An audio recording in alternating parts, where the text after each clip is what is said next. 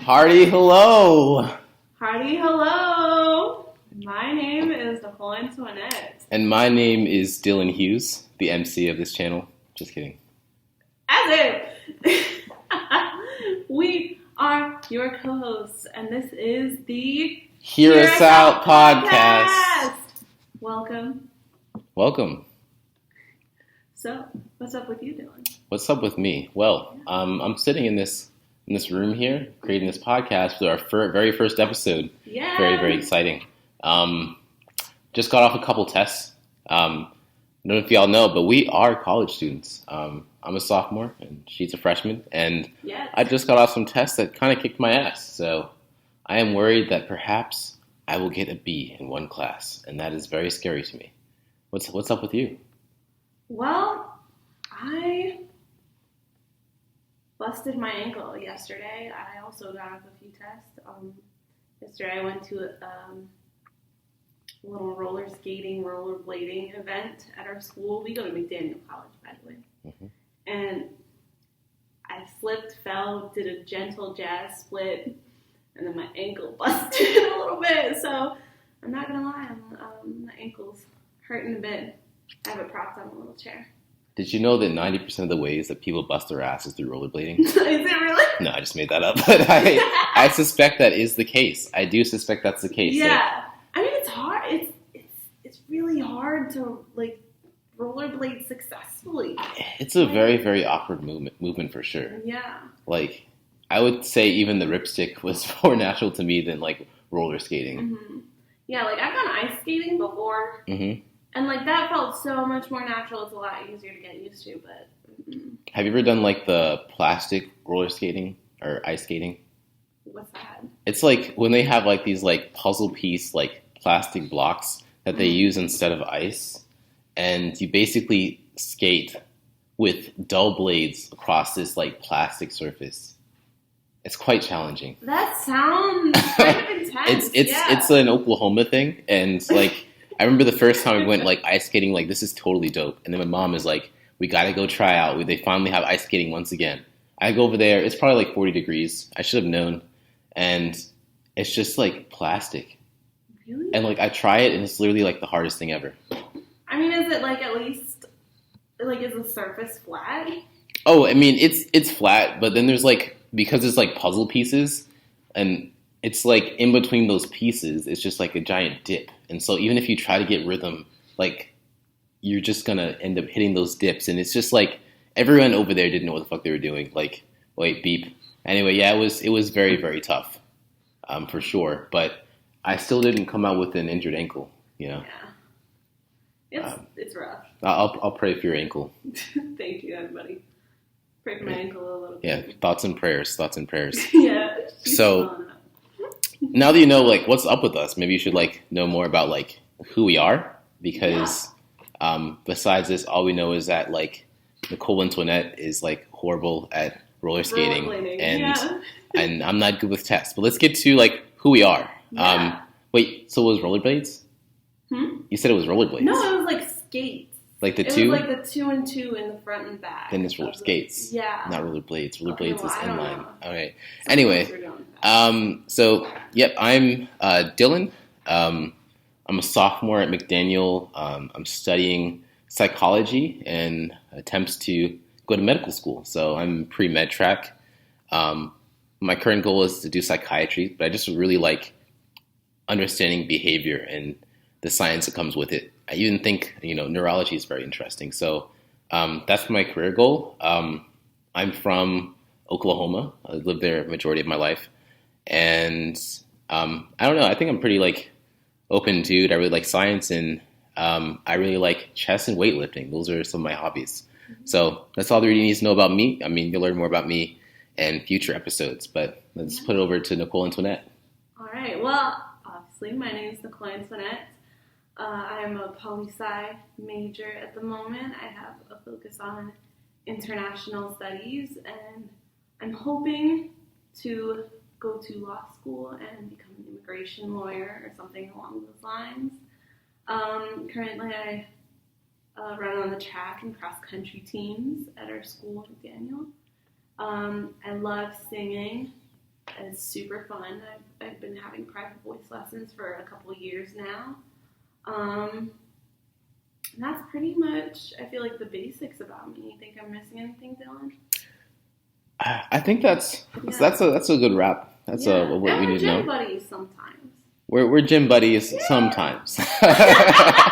Yeah. Sometimes. Yeah. You know, I focus more on like powerlifting stuff, and you're training for running, so it's a little bit different. But you know, cross training is always helpful. I love going to the gym. It's a good social hour. Gym is always fun. Actually, just last night, I watched Strength Wars, which is like this powerlifting movie, right? You never thought you'd had a powerlifting movie, but basically it's like a bunch of buff, strong dudes from across the world gathered together and see who's the strongest in a weightlifting obstacle course. Oh. Anyway, I've been following this guy for quite some time named Larry Wheels. He ended up winning. Everyone thought he would. I paid $15 for the movie because I like powerlifting and I want to support the sport, but I definitely, like, for anything else, I would say do not pay for the movie. It was not, like, worth your time. No, it was not. It was not a well put together movie. I didn't think it would be because it's like just a bunch of jack dudes. Like, let's make a fucking movie about us lifting. Like, how good could it be, really? Like, without professional help. You know what I mean? Oh, they weren't like being trained or anything? What I mean is like there wasn't like professional like directing. You know what I'm saying? Oh, okay. It was definitely like an amateur movie. Okay, so they were just like, let's throw this together a little bit. Yeah, kind of like that. But I mean, all in all, I had some fun enjoying it, but it's kind of like a tangent. But that's what I did last night. It shows you like my dedication to my weightlifting activities. Yeah. Mm-hmm. Yeah. So. Yeah, he's so intense about it. He actually does neck exercises, which let us know if you're into like neck exercises. I'm sure Dylan would be fascinated. Yeah, I'm so excited to know about it. The neck is the core. It supports like the most important part of your body, your head, and like not only that, like dudes are listening to this. The best way to make yourself look better. Don't worry about the abs. Don't worry about like the arms. No. Just focus on your neck. All right, focus on your neck. All right, because it's so critical to like attractiveness, and they don't even want to talk about it. This is like a dude bro super secret that girls don't know about. They love necks. No. All right. Yeah, they do. Okay, but women and girls are not just like out looking at your neck, being like comparing necks and being like, yes, that thick neck guy, that's what I need in my life. Like, no one's saying that. That's true, but it's like one of those like subtle things, right? It's like they don't look out for like the best smelling dude, but if they just happen to come across and like, damn, you smell good, it's like that kind of thing. So like they're not gonna know that they're looking for the biggest necks, but like when they see that thick neck, that girth, it's gonna do something. It's gonna do something. Anyway, like that's just a secret that we've been debating on, and I know I'm right, so it's like whatever. I feel like you're wrong. I know you're wrong. Like never talk to a woman about how to get girls because like they're just not going to lead you to the right path. Everyone has their individual preferences. That's true. And that is that. That's true. You can't overgeneralize and just be like all women, all girls, they love their necks. Or they love their counterparts' necks. I'm just saying that like the 10% of women that don't like necks, you don't want them. So anyway, that's bottom line. Like, that's an attack. It's fine. It's fine. But it's cool, guys. Just so you know, like she is one of that 10%. So if y'all are looking for someone, she's also available too. So. Yeah. So if you have like a tiny, like scrawny neck, you shoot your shot, man. Anyways, we would love to know what's up with you. If you want to shoot us an email at official.hearusout@gmail.com. That's a quick plug. We would love to know what's up with you if you have any questions for us.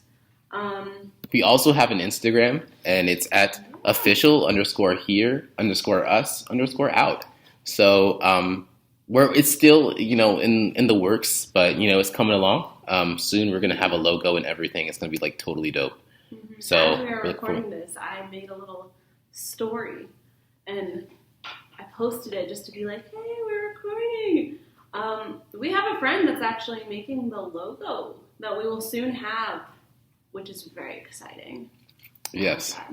His name is Sebastian. So, yeah, I'm putting him out there. Starving artist to see if anyone else needs a logo. Sebastian and McDaniel. He's quite a talent. He really is.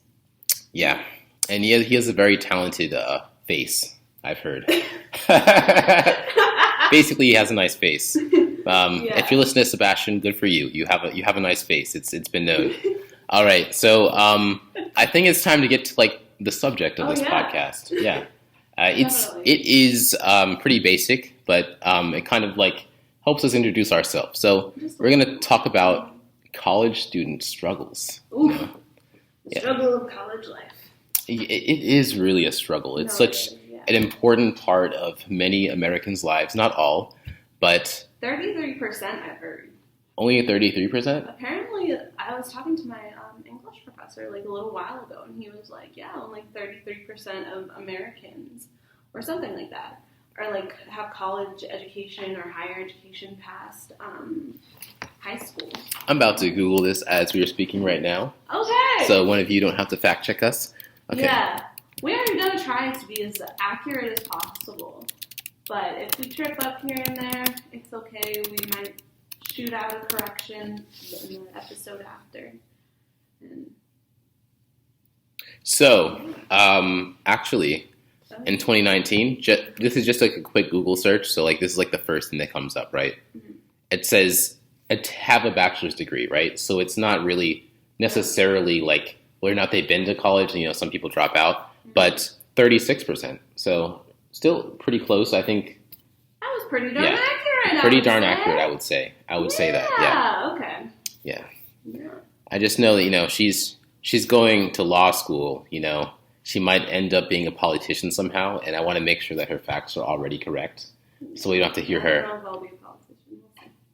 That's what everyone says, and then they end up doing that. That's true. Yeah. Although so many people who I've talked to are like, "Don't become a politician," and I'm like, "Why not?" Like, I get it, because you, like, have to sell your soul, you have to, like, do a lot of kind of making sacrifices, but, I feel like there's, because of course I'm a woman, and I'm a woman. She's a woman.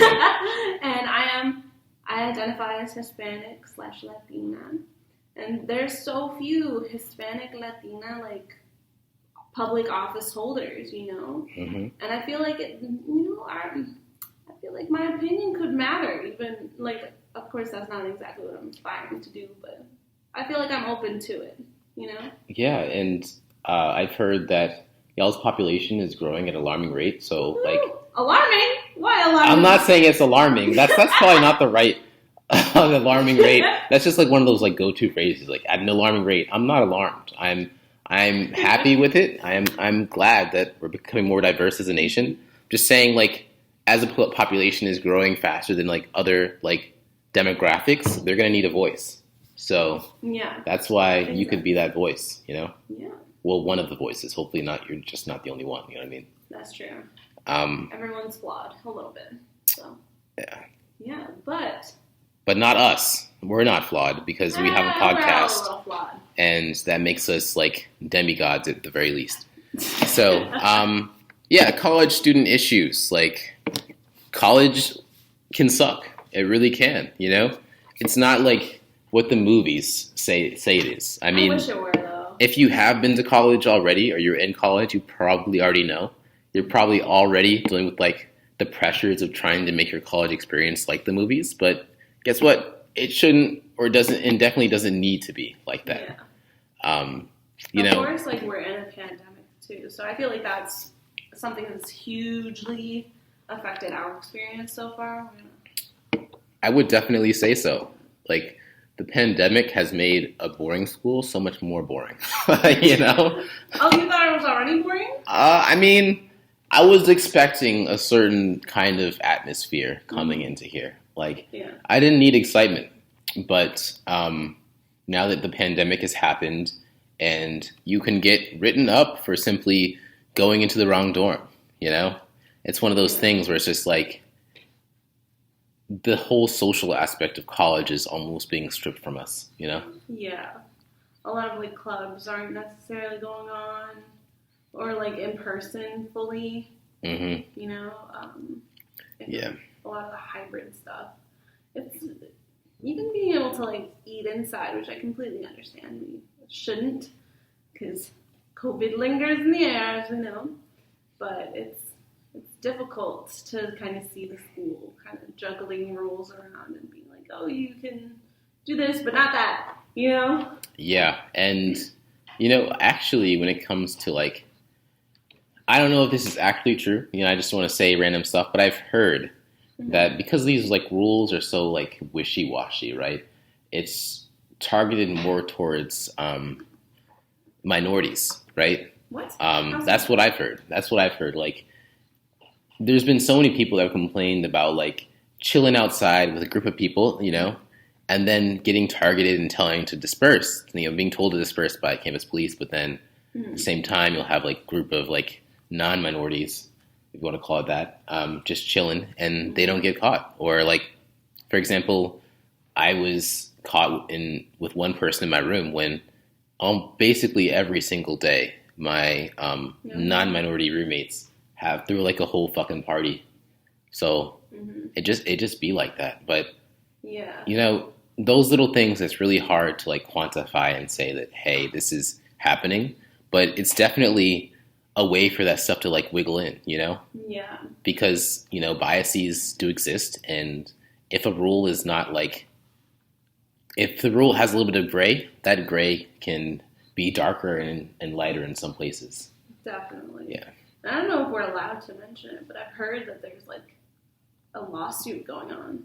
Oh, fuck. I didn't know that. Like a class action lawsuit that a few students are making. I don't know a lot of the details, but like I know that apparently it has to do with like how the school is like hiring racist armies or something like that. And like something about like some of the RAs are like picking out a lot of the students of color. Okay. And how, like, especially with COVID, because there's more rules, they're like picking out a lot more of the BIPOC students. I would like to see how many students were kicked off campus due to COVID-19 regulations and the racial demographics of that. I would like to see that too, definitely. Yeah. Because I also think, like, of course our school is, like, super diverse, but maybe, like, for a few schools, at least within Maryland, we're in Maryland, by the way, how that's kind of gone around, like, across the state, or maybe the region, how those, because everyone has, like, varying rules, I'm sure, but we should, the different comparisons. That would be definitely an interesting thing to look up. And if you listeners have any information about that, go ahead and give us an email. But we're going to do our own research on that too and follow up, because that is something that could kind of help us better understand our own lives and working around this, COVID-19 crisis, which is affecting so many people's collegiate careers. But I did not know about that, lawsuit. Yeah. I don't know if we're actually allowed to mention it, because I don't think it's going, like, I know they're, like, currently, like, filing it, but I don't know a lot, so. Well, they're going to know now. So. Yeah. I mean, it's like, I don't think it really matters if we bring it up. Okay, But I do find that very interesting. Neither of us know a lot. We don't.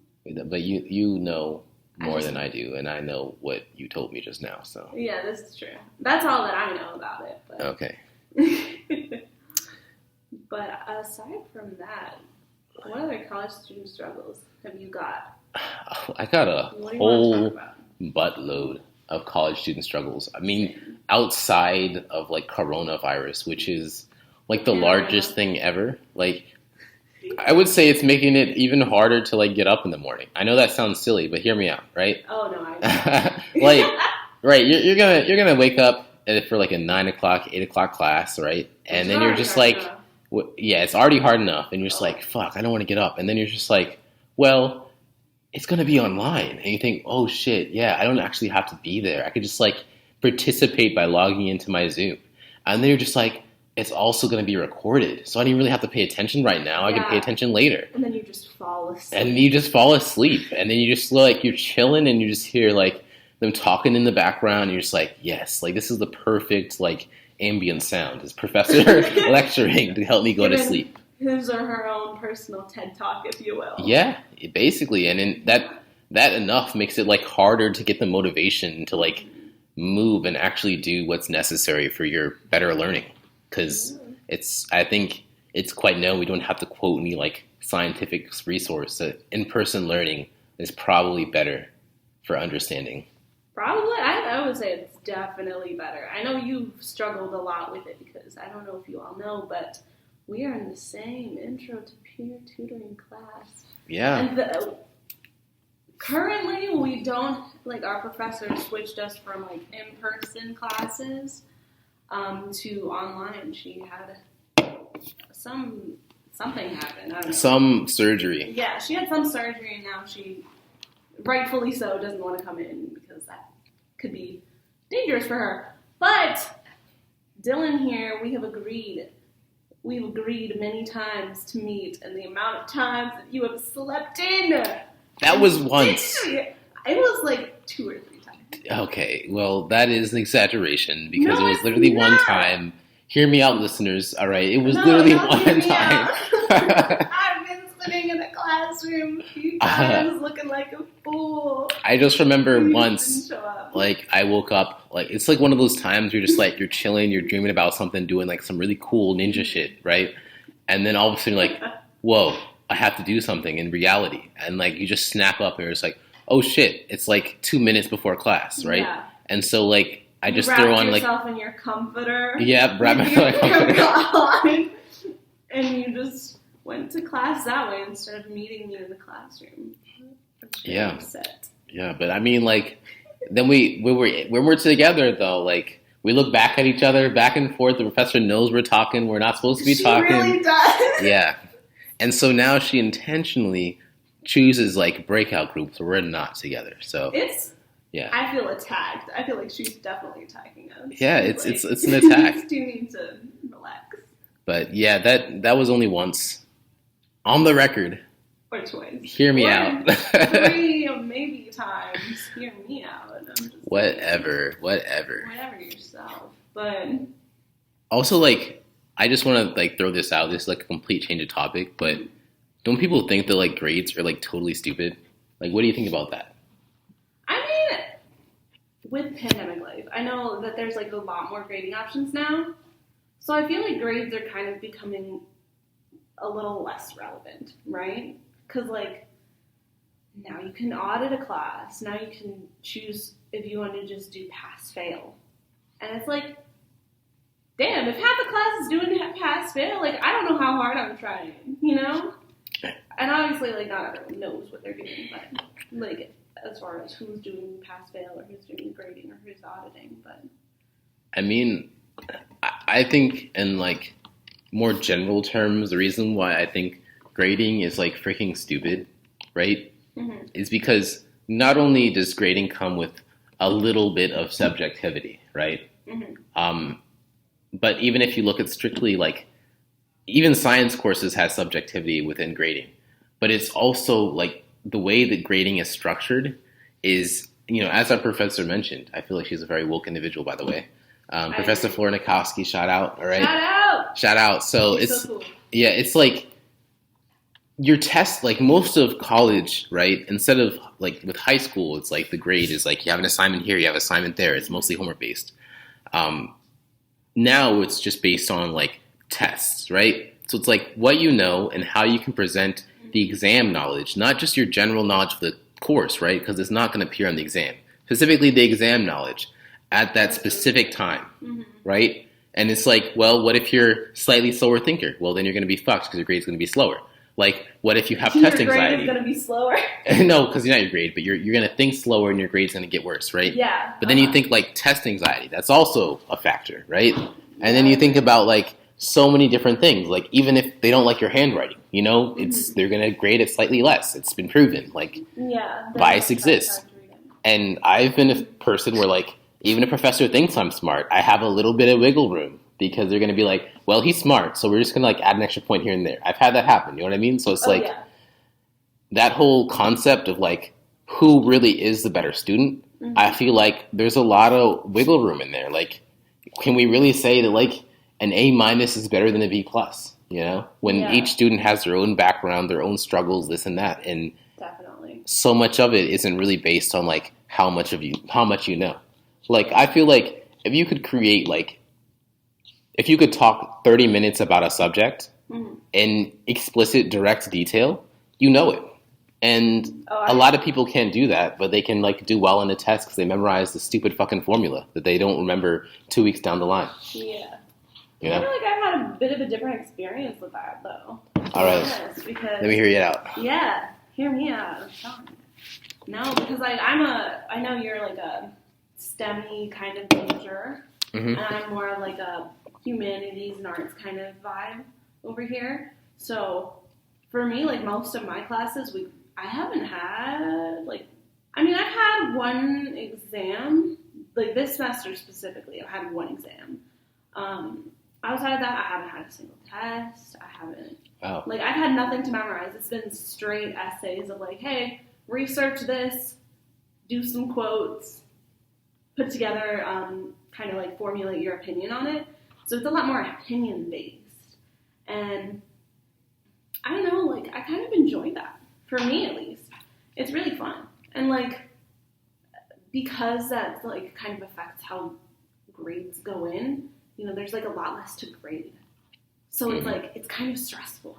Because, like one of my classes, I have one essay done, and, like, or no, last semester, I had that was, like, related to my major.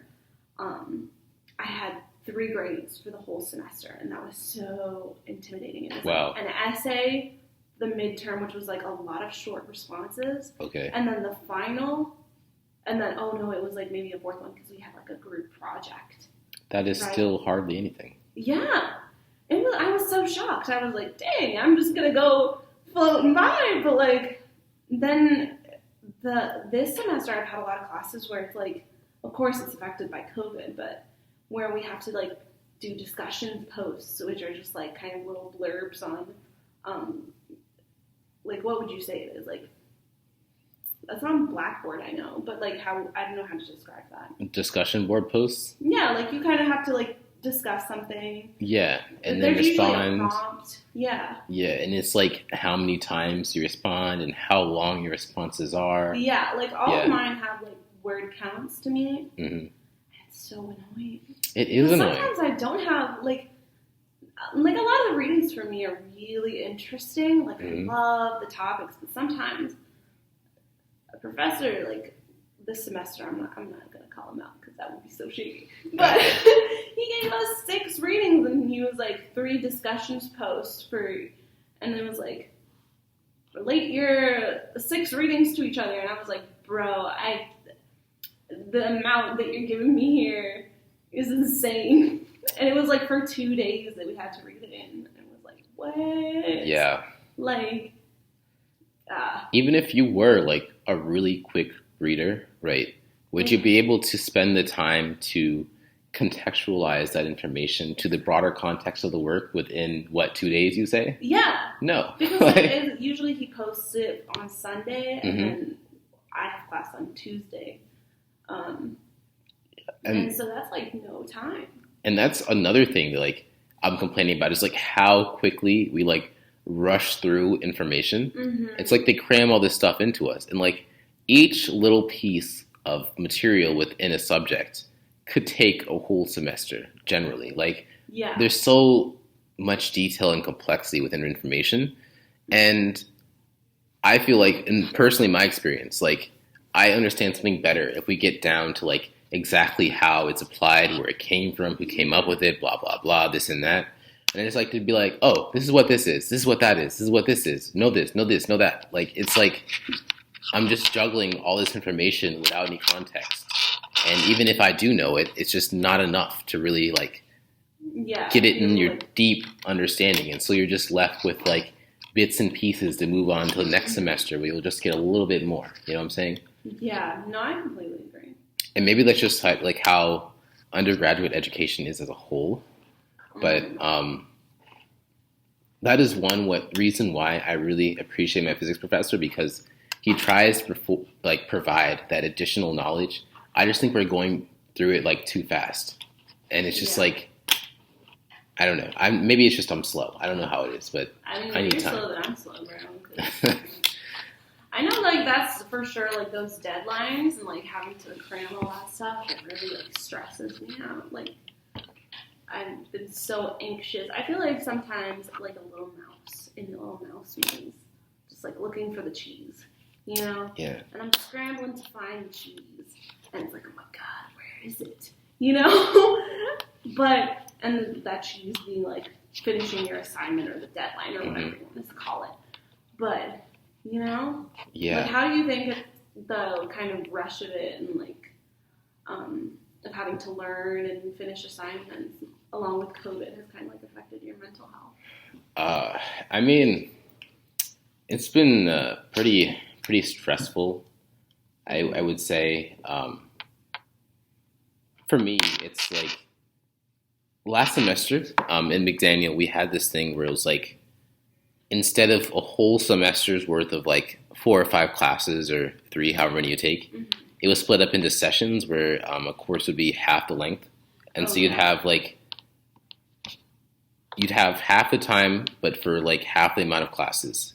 And then they'd switch the remaining of the semester. You'd have the additional courses in the other half of the time. Yeah, so basically you would take like half your like class schedule for the first half of the semester. Yeah, and the second half of the semester. I was really, really complaining about that until I realized when I had a normal schedule, I'm like, holy shit, that was like a whole lot better, because like I get like, especially with this online structure, like all these different like discussion boards do this and that, and homework assignments do this time and quiz do then, like I get confused as to what to do when and when to do it. But like if I just have like 2 classes, right, I'm able to better like focus my time and attention on them, right? Instead of just like split myself apart through all these different courses. And I think that helped my knowledge and helped me become a better student. But now that like I feel so almost disjointed, it's kind of, I wouldn't say it's the best for my mental health.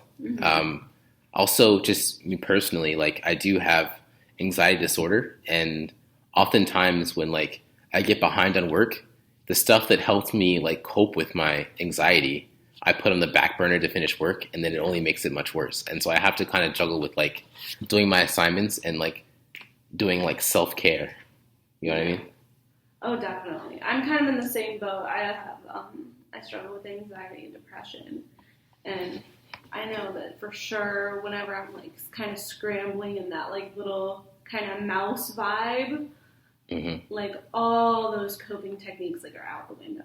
I don't think I've done like any self-care stuff like this entire semester, to be completely honest. Like I've done some social stuff here and there, but I don't know how much I would consider that self-care as much as just like kind of like nurturing friendships. You know what I mean? Because like when it's your first year of college, like of course your job is to do your work, but like your other job is to kind of like network and find friends and like kind of find your niche of people. And like even though it's not like an assignment kind of job, it's still like, hey, you can't just be like alone the whole time. Like you gotta be able to like lean on people and collaborate, right? And I don't know, for me it's just, that's definitely something that's kind of stressed me out a lot. I know I've had more than one mental breakdown about it. And like this being social is I would say very crucial for like mental health for sure. And you know, if having like a good foundation of like people, you know, including friends to be around, definitely makes you a better person and makes you more grounded, I would say. But I used to like do like breathing exercises and stuff.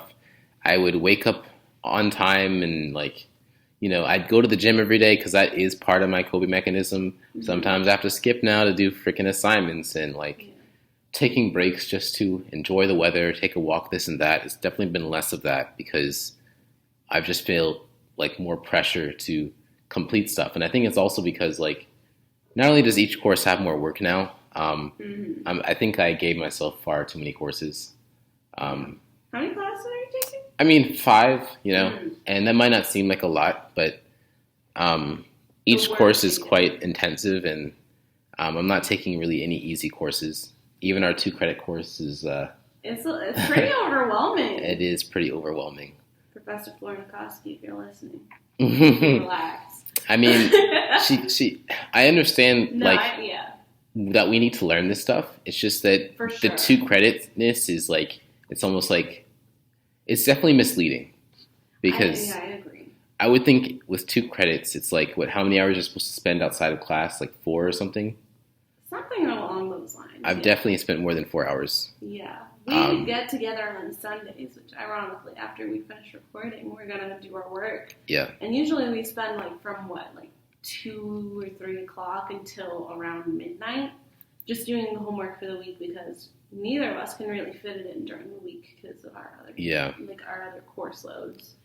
And I just think it's kind of bizarre that a 2-credit course would hold that much kind of content and yeah, just information and work that we have to do. So it's if that gives you kind of an image of a 2-credit course in comparison to those 4-credit courses we're doing.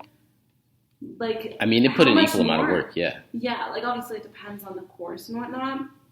But it's just kind of insane of whoa, if that's how much time from 2 to 3 to midnight that we're spending on one course, a 2-credit course, how much more time are we spending on other courses? Those 4-credit courses? And I know I use study apps that kind of let you, they compile your time together. I use Flora. They're not sponsoring us, by the way. But if they want to, I would love that. Yeah, step up, Flora. Flora, pull up. But it kind of compiles the how much time you take. You'll do a 15 study session or 25 minutes, and then at the end of the week it'll be oh, you've done such amount of hours. And I know last week I did 17 hours of studying, which was kind of insane. And I wasn't even using the app for every single assignment I was doing. And I was sheesh, Hard that's work. insane. Where's the life? Where's the social aspect in between that college is supposed to kind of hold? You know what I mean? It's crazy. But I mean, I always, say to my girlfriend, I'm this is the week that I will do everything perfectly right. And then she's like, how much more can you do? You already study all the time. What do you mean? I had 10 minutes of taking a shit where I could have been studying on the toilet. What do you mean? There's always more time. I slept freaking 10 hours today. Do I need to sleep 10 hours? No. But I did.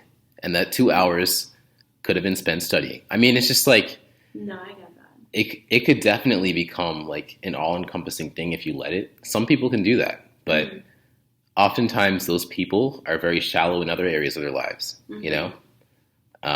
So listen out, guys. If you know someone that spends all their time studying, you're I want to be like them. Maybe it's not always the best to be like them, right? Yeah. The professors might love them, but do they love themselves? And do you love the fact that all they can talk about is their grades? Yeah. Probably not.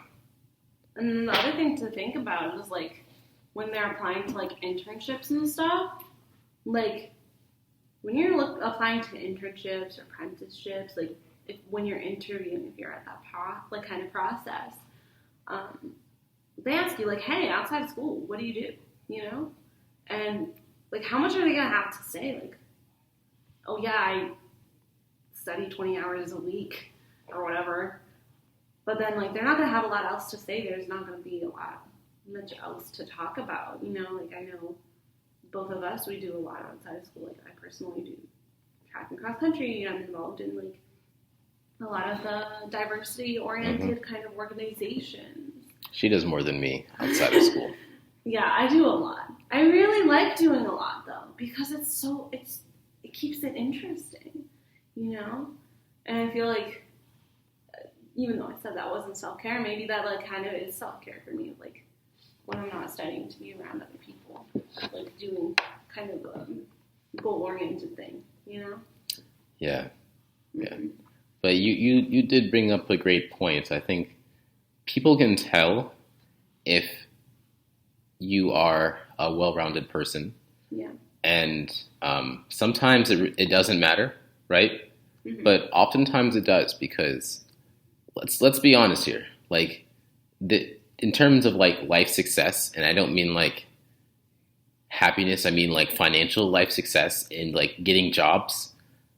A lot of it is what you know, but it's also like who you know and how likable you are.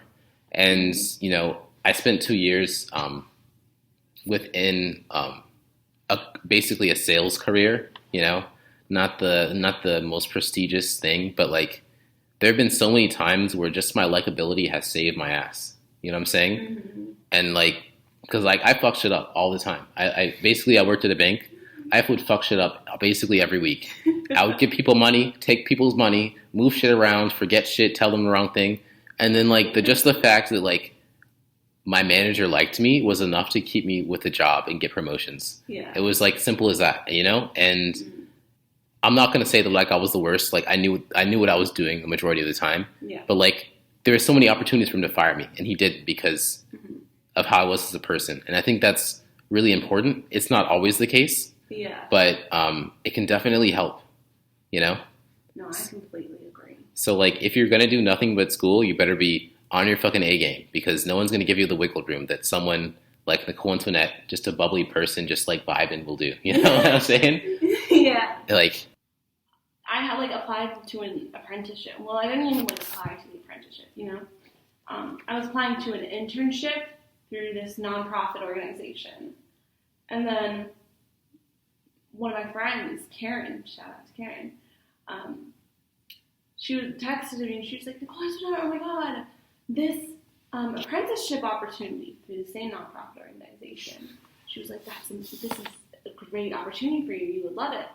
And I was like, okay, yeah. And she was like, okay, get in contact with this girl who she was really close with. And so I contacted the girl, and the girl was like, oh yeah, Karen's recommending her to me, or me to you. You know, like, here's the hiring manager's email, just shoot him an email, set up an appointment with him, like, to get the information you need. And I did. And, like, later that day, he responded, and he was like, okay, like, let's set up the, like, info session, and we'll, like, chat over video call, and, like, we'll discuss how to apply and whatnot. And I did that, and the next day, or no, maybe 2 days later, I had, like, an interview. And I wasn't expecting it to be, like, an actual interview. But it was.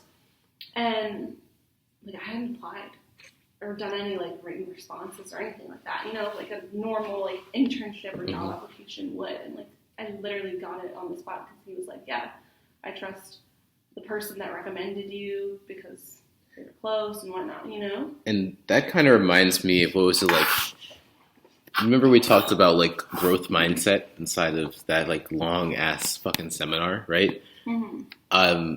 Part of it was trying to, you know, place your achievements and accomplishments on internal versus external, like, situations, you know what I mean? Like, they say, give yourself the satisfaction of understanding that, hey, everything that you've done is based on parts of you and parts of your personality and determination, yada, yada, that has pushed you to this point.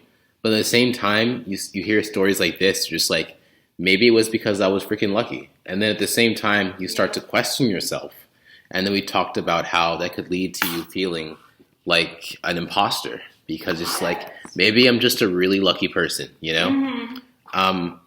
And sometimes it is luck, but, you know, this quote has been talked about, like, forever. It's like, luck is when opportunity meets preparation, right? And some people just happen to get more opportunities than others, you know? Yeah. But, yeah, we can't let those situations be like they're like non-factors, because they definitely do exist. And they're also definitely disproportionate between peoples. And that's kind of where, you know, disparities come along. Sure. But talking about disparities, like, schooling and education is most definitely classist. 100%, I would say. What do you think? I kind of agree.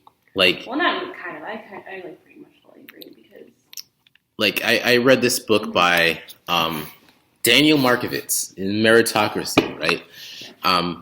Basically, it's a really long fucking book, very detailed, but so not one of the recommend. I would say a really good SparkNote summary would be really beneficial to you, unless you just like reading the nitty gritty. I would say that will do you just fine, because it's important to know the context and the information presented within the book, but to understand every little detail is not very important, I would say. Okay. Yeah. But basically, one of the main ideas is that higher education is stratified towards the wealthy. And so when we try to determine, like, who's the better student, right? Yeah. And the merits of being a good student, it's like, well, what school did they go to? Oh, they went to Harvard. Harvard has a whole lot of fucking rich people. Yeah. A shit ton. And it's just like, well, if you get into this good school, then that means you're a good student. And to get into this good school, more than likely you're going to be well-to-do because you went to a really good high school. How do you get to a really good high school? Well, you either pay a shit ton for a private institution, right? Yeah. Or you pay for private lesson plans in order to increase your ACT score. I remember this guy. You're just like well off. Sorry to interrupt you, but like, or you're just like well off, and you just happen to go to like a really good like county and school system. Exactly. That's a really great point. That was actually in the book as well. Oh. And it was like, yeah. no. Like, even public schooling, it matters where you go, because public schooling, the funding comes from the taxes of the people who live there, right? And the taxes are all based on what? Income, yeah. Income, how wealthy you are. Exactly. Or how wealthy your parents are. Exactly. So you have these little, like, public school system bubbles of really intelligent students, right? And then you have the private schooling, and then you have the rest of us. You know what I'm saying? And, like, I'm not going to say that they didn't learn more. They might have learned more than you. But it's like, is that because they're just inherently smarter? Or because over time, all these different disparities added up to more information? You know what? I was actually talking about that with my friend Claire a while ago. And just for like some context, she's actually white, right? Okay. And so she goes to Ithaca College, and she was like, yeah, I was so... And like Ithaca College, if you don't know, it's like a private school. It's extremely expensive, and it has like a pretty elite status, I would say. And like in terms of like the music kind of learning aspect and like other stuff. Like it's a very good school. Like you would want to go there, especially more so if you're like into music and like performing and that kind of thing. But great school, right? Like you hear someone goes to Ithaca, you're like, damn, they're fucking going somewhere, right? And so her first year, she was telling me, she was like, oh yeah, I was so surprised. There weren't many like BIPOC folks, like Black, Indigenous, color, etc. You know, like, just if you don't know what BIPOC is. And I was like, well, yeah, that kind of makes sense because, you know, wealthy people kind of tend to be white. Exactly. Which is like kind of awkward to say, but it's kind of true. Like, look at who your politicians are for the most part. Look at your celebrities. You know what I mean? And like, as sucky as it kind of is to admit, you know, the system is for sure built against people like us, and like that's a total. You know what also reminds me of that?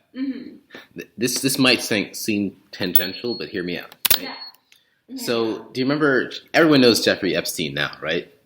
I think so. Yeah. Yeah, he was like this really wealthy hedge fund manager that really loved young women, and young women, as in most oftentimes below the legal age of consent, right? Basically, if we just take out the fact that he was like a sexual predator and like a horrible person, right? His career began because he knew a guy who knew a guy, and he completely bullshitted his educational career. And they said, hey, this dude's kind of smart. He can do stuff with us. Let's train him. Let him be his apprentice. Let's give him this job. Let's let him be our CEO. And he completely lied about which school he went to and everything because he did not complete his degree. And when they figured out that he lied about everything, they promoted him. They let him keep his job and they promoted him because he was just so talented. I'm just like, if he was black, that'd be the excuse that he needed to get fucking fired. Oh, you fucking lied? Okay, you're out of here. And not only that, you're going to go to jail for lying. Yeah. And it's just like... It's so unfair. It's unfair because those situations, those little bitty situations, are like the make or breaks between getting into the elite wealth status or just being like your average Joe, you know? Yeah, I completely agree. And even at that point, I'm sure he had like kind of racked up enough wealth he did. that it wouldn't even really matter if he had gotten fired, right? Well, he was wealthy before then, but afterwards was when he became super wealthy. You know what I mean? Oh, okay. But yeah, it's always like those situations, and then another thing we don't talk about, right? Mm-hmm. Is it's like, well, black people need to get on their bootstraps and do something, or like Hispanic and Latinos need to fucking do something, right? Yeah. Generational wealth is a thing. For sure. It is most definitely very important. It's like your family already had a home, they passed it down to you. Do you know how much homes cost nowadays? Not to have to pay for a freaking mortgage because your parents passed down a house to you. Mm-hmm. That is a huge deal. Yeah. Right? And on average, African Americans have negative wealth. I don't know about Hispanic and Latinas. What about that? I'm not entirely sure to like as far as like statistics of that and mm-hmm. stuff. But I know for like my family, it's somewhere in the middle. You know, like we're middle class. I grew up middle class. But I know, kind of like touching on that bootstraps idea, actually in one of my classes we were talking about this guy, something Thoreau. I don't remember his first name. And he was literally saying like, oh, people can't, like, I think it was Thoreau. Correct me if I'm wrong, someone out there. But he was saying, how is someone supposed to pick up themselves by their bootstraps if they didn't have bootstraps in the first place? Or something along those lines. And it's like, it's this really cool idea of like, I mean, it's kind of sad, but it's cool because it's like, you know, African Americans and like black people, it started out slavery, mm-hmm. right?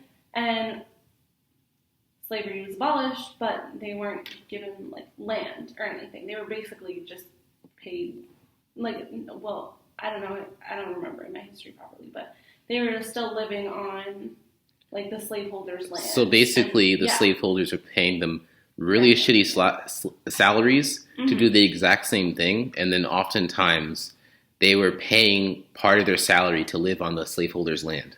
Yeah, exactly. Yeah. And so it's like, where are the bootstraps for that? You know what I mean? Yeah. And so it's like the slaveholders already had that leg up because they owned all this land and shit and housing and like all the fancy stuff. But then it's like, you know, they were saying, get your bootstraps, do the thing to become as successful as possible. And it's like, well, that's hard when you're in debt. And then it obviously generationally affects and like has kind of like a butterfly effect. And of course that lands us where we are now of like these insane disparities. Like, I know Martin Luther King was saying like, it was either Martin Luther King or Malcolm X. He was like, it's welfare when it's white people and it's subsidies when it's in the BIPOC communities. That feels a lot like Malcolm X. That feels a lot like, yeah. And it's like just these insane comparisons, and it's like, it's a white lie. It's a little white lie. Mm-hmm. But then it's worse if it's like, you know what I mean? Yeah. Yeah, and so it's, I don't know where I was going with that, but that's kind of, you know what I'm saying? Touching on the whole welfare thing, mm-hmm. My mother, right? Part of her job is providing welfare as a social worker, right? Uh-huh. She'd often have these people come in and, you know, through casual conversations, they'll complain about minorities taking like welfare when they don't deserve it, blah, blah, blah. That's a big GOP complaint, right? It's like mm-hmm. all these minorities, especially ones that don't deserve it, sitting on their asses, like taking all this welfare. Well, my mother told me that in general, of course, there's always, you know, other things going on, anomalies, but in general, it was single white mothers that were coming for these checks, right? Mm-hmm. And it's just like, I think they need help just like everybody else, but it's just like people outside of that would have never guessed it was single white mothers. And especially considering the climate of today, they'd be like, oh, it's more likely for Black people to go get checks and like sit on their ass because on average we do have more single mothers, but also we're less likely to get help because not only do we not know how to, we feel as if people will judge us if we do get help. Yeah. And we do get those checks because that's exactly what they think we're going to do, you know? And that's where I feel like a lot of stigma comes within, like, not just, like, the Black community, but also within any BIPOC community where it's like, oh, you're coming asking for help? Mm-hmm. That's seen as a negative. And so then, as a result of that, there's kind of this pride that's built up. Well, not necessarily pride, but, like, something along those lines. I don't know what the word is. But where it's like, if you ask for help, suddenly you're weak. Yeah, and you know? That is definitely not the case because social services were definitely far better before civil rights. Social services were much, much better. Then civil rights happened. Then we started saying, hey, we want a little bit of piece of the pie. And that's when it became really fucking shitty. Because, like, if we can't take Black people out of it, then I guess no one can have it, you know? And that has, I would implore you all to look at various different policies in today, including gun rights, right? Oh. Voting rights, this and that, and seeing how it changes when Black people try to get their hands on it, right? Mm-hmm. And the thing that people don't talk about is Black people's struggles, right, have helped every minority group in America, right? Martin Luther King's struggles, Malcolm X's struggles have helped every minority group in America gain better access, including Asian Americans, right? Yeah. So we're all in this fight together, and even, you know, our Caucasian/white allies, like, we are all in this fight together to make this world a better place. And helping other people and people outside of yourselves only creates better improvement for society at large, right? Because we never know what someone can do to help society until we give them the tools to do so, right? Mm-hmm. Globalization is a clean example. The world has become a better place after we've become more connected and have opened up the opportunities to many different people with many different ways of thinking, different brains, this and that. It's only made us better and made humanity better. Yeah. Yeah. I agree. And on that note, we're coming close to an hour. Mm-hmm. Do you want to start wrapping up a little bit? Okay. So, anyway, we really do appreciate you all listening to us. You got to hear a little bit about our stories as college students and, like, who we are, you know, Dylan and Nicole Antoinette. You got to hear some of, like, our college student struggles, especially in the pandemic. And we want to hear about y'all's experience with the pandemic. Also touching on classism within schooling. I know we didn't get to everything, but there's much more. And if you want us to talk about anything particular, please let us know. We'd love to hear you out before you hear us out. Exactly. And we want to start in the very beginning of each of our next podcasts about what our listeners have to say, because you all are important. And again, we want to hear you all out because this podcast is open and conversational, and it is meant to get conversations going. And we are not like the pundits of everything, right? We're just your average Joes trying to talk about things that need to be talked about. I wouldn't say average Joes. What do you mean? I mean, apparently we are slightly above average. We're in college. We touched on that before. So 36% goes to college or upper higher education. Yeah, but that was graduation. You know, we still have the time to drop out. Yeah. I mean, we'll get into dropout and stuff earlier, and you'll hear more of our stories later. But it was really fun creating this first episode. And if you have anything at all that you'd like to present to us, please let us know because we want to hear you all out.